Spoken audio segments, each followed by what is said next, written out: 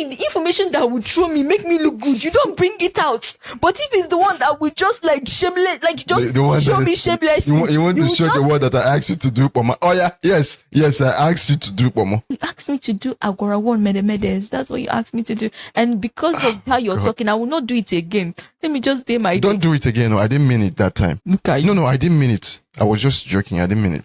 Okay, I will do it. No, don't do it. I must do it. Don't do it unless you're doing it for yourself. I must do it. You're doing it for yourself. I must do it. You're the only one who knows how to eat it. What do you mean? Welcome to Besty and Smoke podcast. Talking the BS. Welcome to the Besty and Smoke podcast, the BS podcast. How are you doing today? Hopefully you are doing just amazing. Because we are good.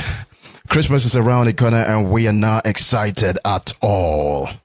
Yeah, like you know, I am never here alone. I've got my co-host, the B in the BS. Yes, of course. Christmas is around the corner. You said we're not excited, or we are excited. We are not excited. Speak for yourself. I'm excited. Very, very excited. I mean, I have lots of invitations to actually go spend Christmas holidays at their place. So you might be spending this one alone. I've always been all by my lonesome, you know, so I'm kind of used to that. Are you saying that I cannot leave this man and go anywhere. I can't. He'll act like he's all tough, I don't miss you and all that stuff. But let me just step out of the house like I'm going somewhere. He's always calling me for like petty stuff. Like, did you see what just happened? Or did you da-da-da-da-da-da? Like always gisting. And when I tell him, I'm busy.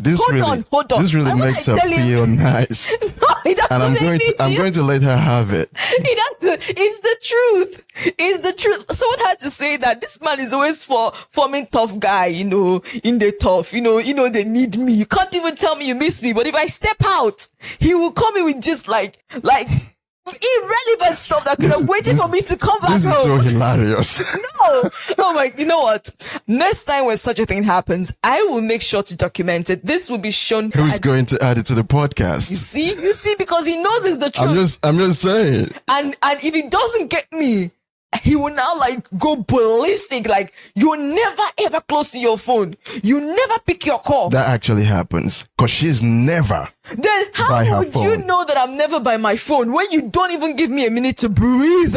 If I'm not close, to you, honey, just say you can't live without me. Two things: apples and oranges. Did you see how she lumped all of that together? You can't live without me. That is a woman for you. You can't live without me. I mean, hey, I'm not going to stop you from taking whatever route you want to take. God. It's all good. If it makes you happy, definitely it makes me happy. I'm just saying this for everyone who sent an invitation for me to come spend Christmas with them. Just now, I'm not going anywhere. I can't leave him by myself. That's so funny. I couldn't laugh about it.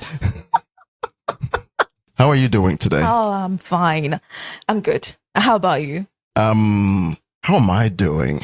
Please tell me you're good. Hamatan, you liking it? I don't really feel any particular way about it. My lips are getting a bit cracky, but it's okay. Moisturizing? Nah, I'm okay. Oh, goodness Lord. That was an offer so many people would have jumped on. What did I tell you I'm one not time? so many people. What did I tell you one time that somebody asked me, what's that thing that if you hear from your man, that you ask him, are you okay? And I said, if I wake up to him calling me baby, that I'm going to be like, I told you everything okay? That I want this podcast to be short, straight to the point, and simple. Sorry. And here you go again. Okay, I will behave myself. With a long banter. I will behave myself. I behave myself. Okay, let's just get into it. This is Besty and Smoke podcast. Talking the BS. After all of that, we still have to get to the business of the day. And what's that? And that is the truth about life after the wedding. That's right. Marriage realities. The truth about life after the wedding. Now, remember that we started this. It's like a journey now, right? We started with pre-marriage myths. The first one was things you wish you knew before marriage. The second installment of that, part 2 of that was the lies you were told about marriage before. The lies you were told before marriage. Yeah. So today we're getting right in the midst of marriage itself and marriage realities. Yes. The truth about life after the wedding, because after the wedding, that's when the marriage starts, happening. Mm-hmm. So I'm going to give out the points of what The talking points. the today. talking points. Absolutely. Number 1, the wedding cost aftermath. Number 2, weight gain and the beer belly. Number 3, cultural pressures on having children quickly after marriage. 4, the truth about marriage intimacy. Yeah, I have two. Lots to unpack. I have two favorites there. Oh, The beer belly. Talking about beer bellies, right? A friend of mine who watches the podcast said that I must be having some good food, that my belly is shooting out. And that's one heck of a compliment. And here I Not was, loving. and here I was feeling like I've been on point, keeping You've been fit. playing. No! Look at my packs, dude. no. Look at the 6. Oh my goodness! Damn! What is wrong with this? Don't do me like that, man. Whoever said this, Don't do me like that. They really poked to the bear. I mean, Come on, man. He has zero tolerance. Like, he doesn't. He has this always checking himself phobia. out. I have a phobia for that, man. He has phobia for that. So please, never pay a compliment like you're looking thick. Because I do remember when someone gave him a compliment, like, he's looking thick. I went on a fast. I actually had to go tell the person that you are now making my husband stab himself because you complimented him that he's looking all puffed up and all fine. It was like, no, they're looking big, like, looks good on you. You were looking all like, I was like, okay, that's not him. But seriously speaking, why do you feel that way? As a kid, I had a problem with people always complimented me, like, how they say that you look like Rich man Peking. like, yeah, a rich man Peking. And a friend of mine said that, and that never got out of my head. Like, when I was a kid, I used to have rosy cheeks, like puffy cheeks, and I hated it. I would always look at myself in the mirror and try to flatten my cheeks. Like, Really? Wow. that was, as a teenager, right? That was one of those insecurity things that I went through. But on the other hand, I also got compliments about how fine I looked. So that kind of balanced it out For you? But it wasn't really so much about insecurity, about vanity. Oh. Okay, because I felt like Why were you the cheeks were spoiling my looks. I think I'll show you a picture of me. I was as skinny as they can be, as a young person. I was very, very. Yeah, I didn't have. I think I saw one of your pictures. You're looking like a bamboo stick. I still can't come to terms how it happened. Let's just get to our discussion for tonight, today rather. This is Besty and Smoke podcast. Talking the BS. So the first one is the wedding cost aftermath. Yes. The wedding second cost one aftermath. is weight gain and the beer belly. Third one, cultural pressure over having children early. Yes. And marriage intimacy. Now that's another favorite of mine. Why is that favorite? You know what? That's one of my favorites on the lineup. Can we do something like, can we not go personal on this? Are you afraid already? I'm not afraid. I'm just saying. I always go personal on myself by my lonesome. You will rub off on me. Nah, I'll keep it classy. This is Besty and Smoke podcast.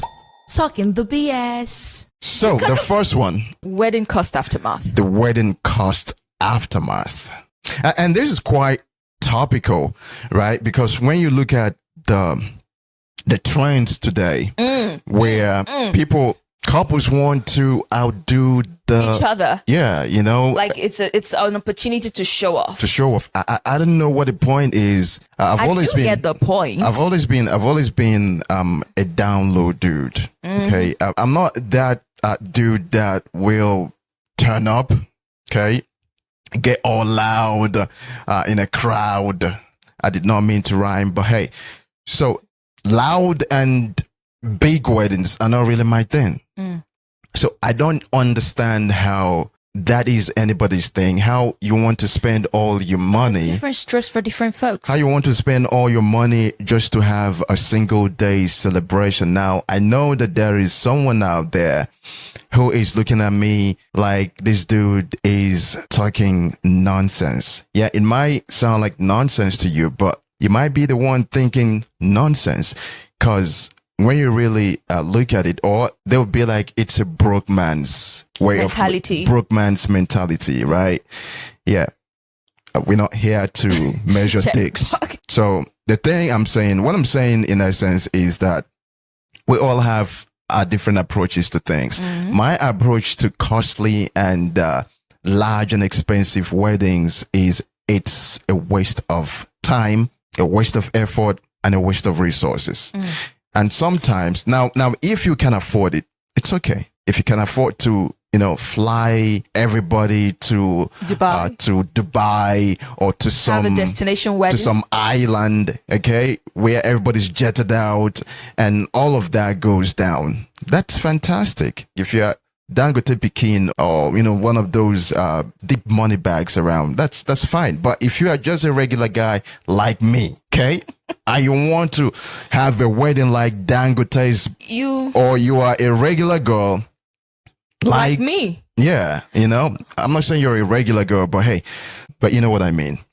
So if you're a regular girl, I think I have to take that I'm back. If you're a regular girl and you want an irregular wedding, you want a wedding that's the talk of the town, especially when you're not the one spending the Footing the money, bill. right? Your dad is not going to get out of pocket. You're not going to spend a couple of your own money, and you want a regular guy like me to do it. Now that's where I have a problem.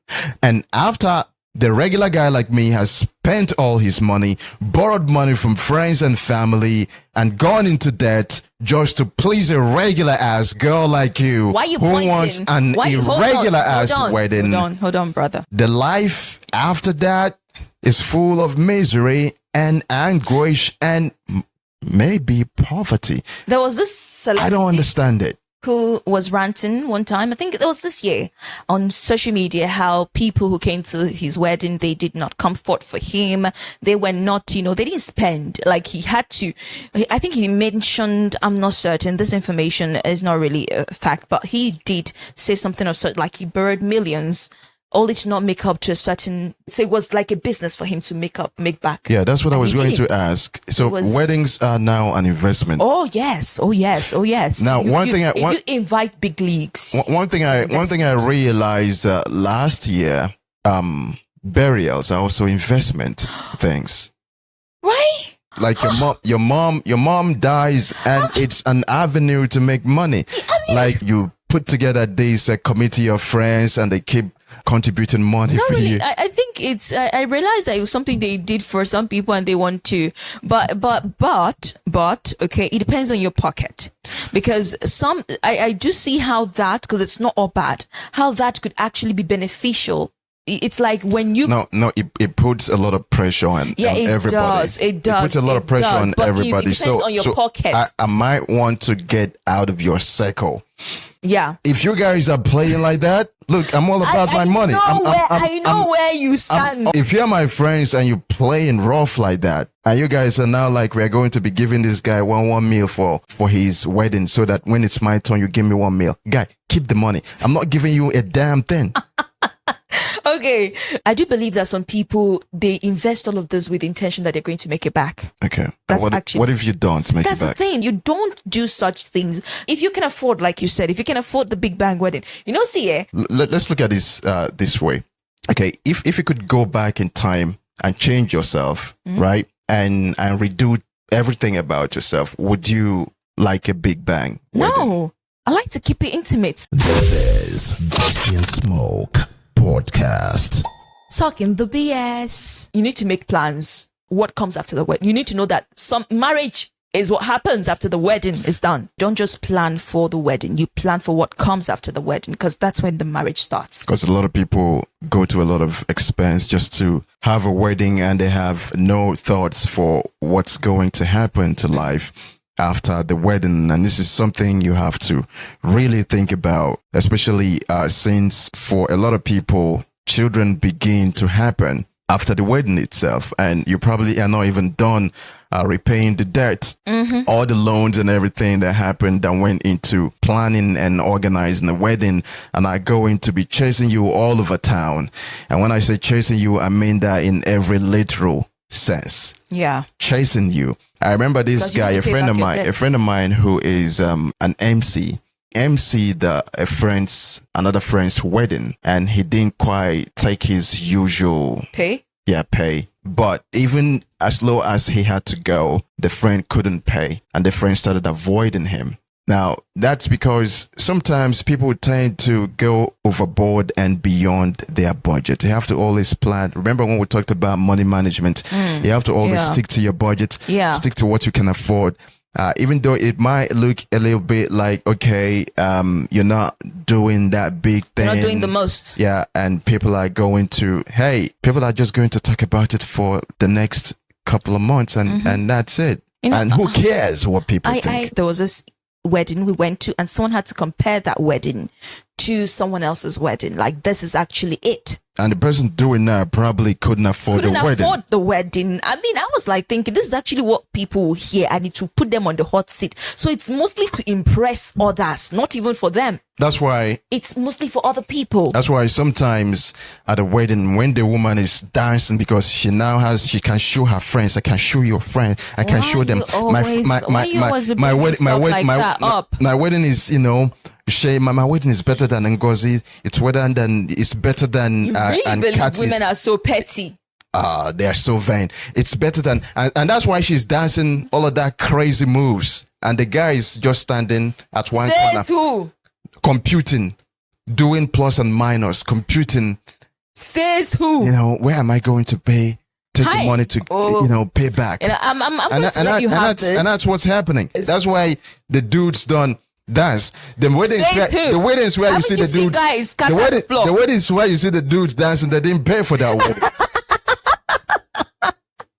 Okay, I saw one video of this couple dancing, and the dude was capturing the whole floor. He certainly paid for that wedding, I'm certain. What's the point of all this? The point of all this is that you have to live within your means, according to Boo Boo. Live within your means. Do we really miss Boo Boo? Based on the T-Pain. Based on T-Pain. But moving on. I don't think we missed. No. I think some people missed how things were then compared to now, but it is what it is. We move. I think probably people could afford to dance and still pay for their weddings during Boo Boo's time, but now T-Pain is T-Paining everybody, and nobody can really, So basically, right? Live within your means. Do what you can do. No go do past yourself. And you'll be able probably to live your life without stress. After just remember wedding. that you are better off enjoying your marriage after the wedding than after the wedding you're worrying on how to pay back the debt of the wedding. So there you go. Hate to bust your bubble, but what can I say? So let's get to the second one. This is Besty and Smoke podcast. Talking the BS. Weight gain and the beer belly. Yeah, weight gain and the beer belly. Did you see how she was breathing heavy? I'm not breathing. This is normal breathing. I'm breathing normal. I'm not worried at all. Remember, we're not taking it personal. You said it. You're not taking it personal. You just day your day, I day my day. You know, the thing about stuff is sometimes after wedding, you tend to gain happiness weight. All right. Like some people would gain, like when their wives are feeding them well, they start gaining, that daddy tummy, which they still end up looking like a very, very fine zaddy, mind you. I hope you're not looking at me because I don't have the tummy. But seriously, you're making my legs are shaking a bit. Just talk your talk. Let me know where you're coming from. Just rip the bandage off, please. Nah, man. Rip it off. I think you have talked about your weight. Rip it off. Enough on the platform already, and you just make me so conscious of stuff. I'm not going to be doing that today. So I'm going to probably focus on me. Okay. Yeah, like you rightly said, a lot of men begin to grow overweight after they get married. And when you look at that, it says weight gain and the beer belly. That's the reality of being married. Would you say that's contributed by a happy life, like happy married life? No, I think for a man, from a man's point of view, a bachelor hardly has the time to make himself meals. I know some do. Okay, this is not a general statement. It's not for everyone, but most bachelors don't really have time to make a gusi, make okra, even if they do, they rather not because it's just them. Yeah, make a gusi, make okra, make all sorts of soups, and also cook rice and make okra and all of that. A bachelor doesn't have that time. So a bachelor will probably eat in the morning, okay, and may not have the time. If you're really working, okay, you may not have the time. Probably your next meal will be at night. Or maybe you eat out. Yeah, or you just drink. Men do not, I wanted to say men do not value food, but I had a mental flash of men who consume piles of fufu. I feel like the idea of a bachelor, not having the time is when you go out to eat, but there's a portion to what you're giving. Yeah. And sometimes you think, okay, spending more to eat, just to eat to your full, you just leave it. But when it's cooked at home, you can't compare the amount of rice you take when you are home, it's cooked at home, the pot is there, to what you eat when you go to...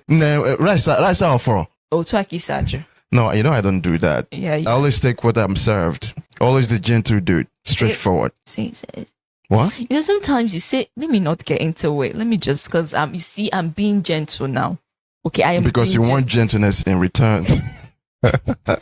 You want something. So please. So remember this. Okay, so you can't afford to eat more, spend more to eat to your food. But when you're married, you have someone who dishes it to you. I think what mostly contributes to the beer belly is the fact that when you go out in the evenings and you just eat, you snack on stuff and you eat the small, very tidy portions of food you are served at the restaurant, and then you drink. So men still do that while they are married, and when they come home, they'll still eat their wives' yes, food. Yeah. Because I thought you were talking about men, single guys, not drinking outside compared to married men. No, they do a lot. But they come home and they go to bed. And that's it. That's right? it for the But day. married men, they'll eat their nkwobi with their friends. They eat their gorago, bomo, kanda. The one you're asking me to make, You always see the information that would throw me, make me look good. You don't bring it out. But if it's the one that would just like shameless, like just show me shameless. You want to show the one that I asked you to do, Pomo. Oh yeah, yes, I asked you to do, Pomo. You asked me to do Agora 1 Medes. That's what you asked me to do. And because of how you're talking, I will not do it again. Let me just day my Don't do it again. No, I didn't mean it that time. Look at you. No, I didn't mean it. I was just joking. I didn't mean it. Okay, I will do it. No, don't do it. I must do it. Don't do it unless you're doing it for yourself. I must do it. You're doing it for yourself. I must do it. You are the only one who knows how to eat it. What do you mean? This is not going to be in the podcast. Whatever. This is Besty and Smoke podcast. Talking the BS. What I'm saying is that for single guys, right? They go out, they eat out, they drink, they go home, and they go to bed. But a married man would do that and take some home. On top of. Yeah. So he'll take some home for his wife. Okay? Because the wife would be like, all these things, every time you go out and you eat with your friends and you don't bring back. So he'll take home some, give to his wife, and he'll probably also partake of it a little bit, especially if they don't have kids yet. And then his wife will now serve him dinner. So on top of all the beer, on top of all the agorago, whatever, he will now eat fufu. So you said married men, right? Yeah, married men. So all married men. Most married men. Okay. So that's your exception. Yeah, I don't do that. So I would have really liked you to do that. So you come back with some of the. So now the thing is for most married men, they'll eat all of that. They'll eat outside and they'll eat at home, and it piles up the gains. All right. For the ladies, there's this thing called couple weight gain. The man goes out and brings this stuff home so that his wife wouldn't be missing out, especially if she complains about you're not bringing stuff, you're only having fun with your friends, and the wife will partake of it, and it's probably some seriously fattening snack, maybe food, maybe all this fast food stuff, all of them very beverages and all that all of them very fattening, and the woman will now enjoy.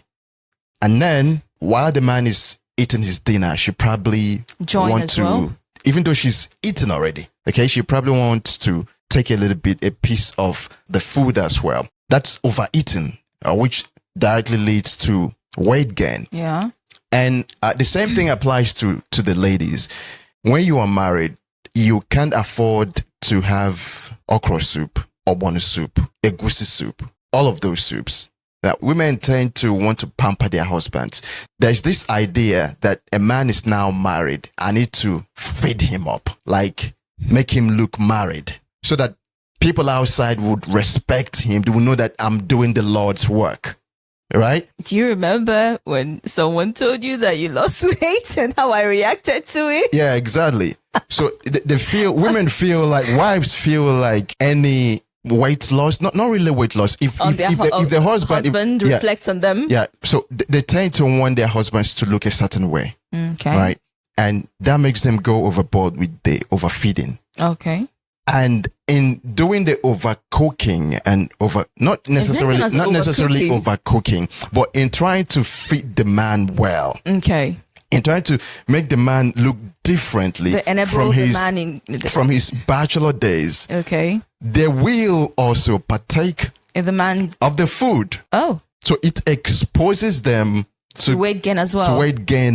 Okay. So it's not just the man gaining the weight, it's also the woman gaining the weight as well. So there's this marriage weight gain that happens to couples that are recently married. So it gives that newlyweds. You're looking the part. You're looking the part. Yeah, you're now. But I do feel like a man or a woman there should be a glow up. I think that glow up should actually start from within. It shouldn't just be a physical thing. For me, I feel like marriage should give someone a glow up, because I feel like during that honeymoon period, there should be this tranquility that, okay, you people have taken the next step of your lives together. You've made that commitment. So I think that, the proof of it should be that glow up from within. Like I said, it's not physical. It might not be weight gain. It might not be, but I feel like there should be a glow up proof of that, step taken was a good one or is a good one. So that's how I feel. They get fat usually. Or maybe not fat, they just put on not all the time. And that's what usually when I got married, I did not get fat. You're making it personal now. I did not get fat. I've always been thick. Okay? So let me just rip off the bandage myself. I've always been thick. Okay? Let's just say that when I was single, I had time to hit the gym. I had time to, keep some things fit, which... I think you really want to go there. No, I don't really want to go there, but I want to do it myself, because begging, I'm begging you, like, it's like I'm always like, you hold. What do you have? What do you have above me? You don't have anything, like, you're making it seem like you have something that you're going to do to me and it's going to pain me. Man. The least you will say is that I got thick, honey, and I'm not looking bad thick. So please. She said she's not looking bad thick. Do I look bad thick? I mean, that's do you know what that do you know what that does, right? What it does is it enables. Okay, no. Wait, it enables complacency. No. You and I know how I feel about weight gain. It's not about how you feel about it. It's about what to do about it. I know. One thing is, I don't want to be one of those people who you don't love yourself when you're thick and you only like yourself when you're skinny. I don't want to be one of those people. I hate how I feel when I get into my head about my weight. I don't like it. And I say to myself, I don't want to be one of those people who hate themselves. When I say hate themselves, when they are thick. You can't describe a man with the word thick. That's hella weird. Oh. Like, he's got the man boobs and stuff. Okay, was that what you were talking about? It's like Bobby's mate. Oh, Oh, jeez. This is Besty and Smoke podcast. Talking the BS. The weight gain thing, it's sometimes unavoidable, but sometimes it's very much avoidable. Yeah, it is. It's what you choose to do with yourself and how you choose to look. But I want to spin a positive, Narrative around it. to this. I want to do that because I wouldn't say that if you gain weight that you shouldn't feel, like whatever gives you peace, but you have to be healthy. That's right. Health is wealth, and we all know that. So that should be very paramount in your mind. I was reading an article about that. What? No, I just remembered one thing somebody told me about their husband. I wanted to share that, but... All right, go ahead. Oh, she said that she was intentionally trying to fatten her husband up. That's not new. No, yeah, it's not new, but what was her... Did she succeed? Yeah, she did. Oh, she did. The man was clueless. Oh, the man was clueless. She said she wanted the man to not be... Actually, the conversation started by her saying that she was aiming to make the man unattractive. Oh, wow. By fattening the man up. So that was an agenda. Yes, but the man ended up being... Spicy. Yes, because... looking big looked good on the man. He gave him a zaddy look, and she now had competition, and she said that she pimped the man up. So the man was now looking like orgasm, so was now attracting some young girls. Who, yeah, yes, zaddy omonwa. So she unintentionally pimped her husband out, like, hey, and that compliment wasn't coming from, oh, like you're doing well, or oh, like, but it's coming from, hey, I find him attractive. Yeah. Women and agenda. No. It's really crazy. Was that what you learned from the story? Yeah. Women and agenda. Like, and I gave sometimes, you ammunition to fire more. And sometimes it just turns around to bite them in the butt. But the long and short of it is that you have to take care of yourself. Yes. As a man, don't let the woman play you, manipulate you. Be on the lookout. But honestly speaking, being serious now, a man should be like me and be quite intentional about your weight. I'm even getting a bit concerned about my middle. It's but you look fine thick. You look fine, like a bit chubby. This is Besty and Smoke podcast. Talking the BS. So what's the next point? Okay, the next point is cultural pressures on having kids immediately after the wedding. And that reminds me. We will have to push it to the next episode. Yes, I know it reminds you of our situation. No. Yeah, of course we will. But I want to tell a story real quick. Oh, come on. All right. Now, there was an uncle of yours, okay, who came here. You wanted to tell your story. It should be your story, not my story. It's my story. How is your story? He was talking to me. No. He was talking to me. No. He was actually praying. To us. He was praying. Yes, he was praying. He was praying. And he was praying. As a matter of fact, I had this conversation with a friend of mine yesterday. Oh, the prayer was straight to the point. Yeah, he praying. He wasn't trying to sugarcoat the words. He said that this step I step into this house today. Amen. That it will be the beginning of the cry and wail of a baby. Ooh. And I was like, what, nigga, what?